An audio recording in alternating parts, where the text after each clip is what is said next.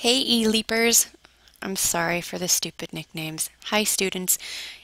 Here we are about to have our third library visit. So I wanted to sort of recap where we're at and of course teach you something new.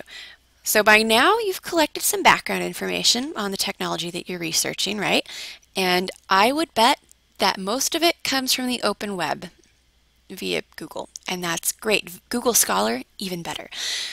We've also used some newspaper databases, so I hope that you've got a nice, well-rounded collection of sources by now.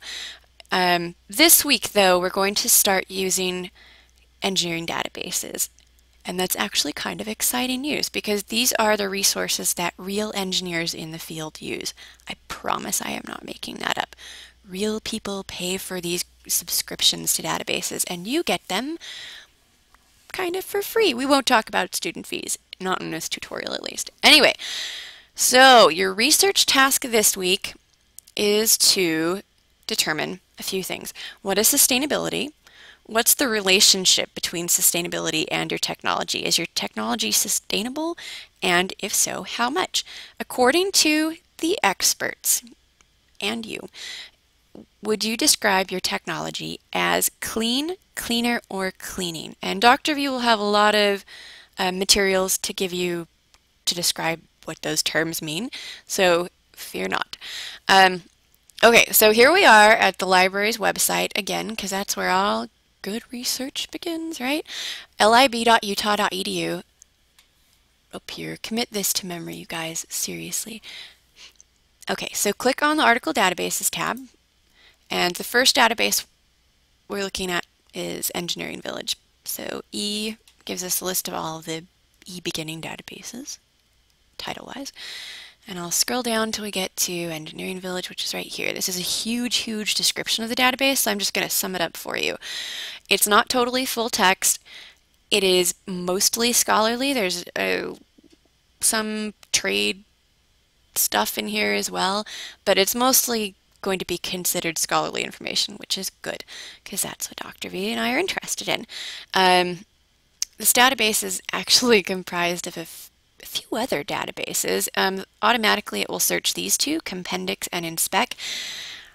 So don't worry about that stuff up at the top where it says select database. That's perfect just how it is.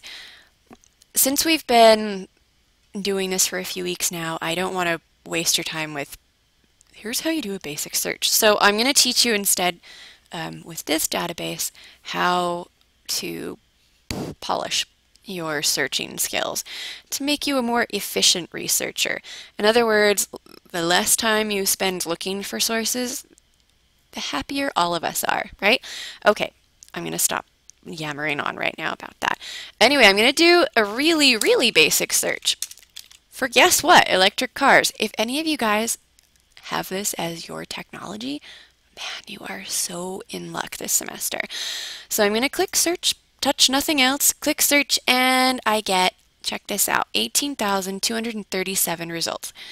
Too many results. I want to refine my search. And the easiest thing that I can do to refine my search statement here is put quotation marks around it.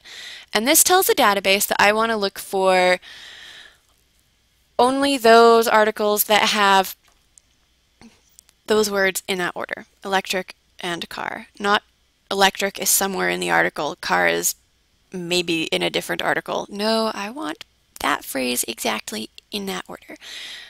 By doing that alone, we get many fewer results, 788. So that's like a greater than 50% reduction. How nice is that? Still, 788 is too many, so we're going to go back. And one more thing you can do, okay, two more things you can do. You can set a date range in most databases. If you have this available, use it. So we want probably the most current information we can get, right? I could restrict just to 2011, but 2006 to 2011, the past 5 years, that's a pretty good date range, I think. And also, this doesn't reduce the number of your results, but it's going to make it easier for you to weed through them and select the ones you want. organize them by publication year, and that's going to put the most current stuff at the top of the page. So we go from an 18,000 results search to 230 results, and that is way, way better. That's so much time saved. A lot of databases will do this too, in either the left or right margin or up at the top. Somewhere they will do this where you can further refine your results. All of these headings or names or whatever have a number associated with them, and this is the number of articles. So you can really drill down to the stuff that you want, especially like later in the semester. This stuff is really helpful. Document types, these are different types of information. Pretty self-explanatory. Language, year, how great is that? And then, oh, you can even add a term, and that will also narrow your results. Let me know if you're confused as to why. Anyway, most of these are going to be full text, some of them aren't. But yeah, if you click on, say, this full text button, that'll open a new window and it'll take us right to that article. Here it is. We have to choose our organization, I guess. We're the University of Utah Marriott Library, and there is a PDF of the article that you can download right there. Easy as pie. For those that don't have the full text, you would click on Search Library Catalog, and they've like made a relationship to the Marriott Library's catalog, or you can search the Get It button. I'll show you how to do this in another tutorial because I have yammered on long enough at you. Anyway, that's a really easy way to make for super efficient searching in a great big engineering database. So let me know if you have questions. I hope this was helpful.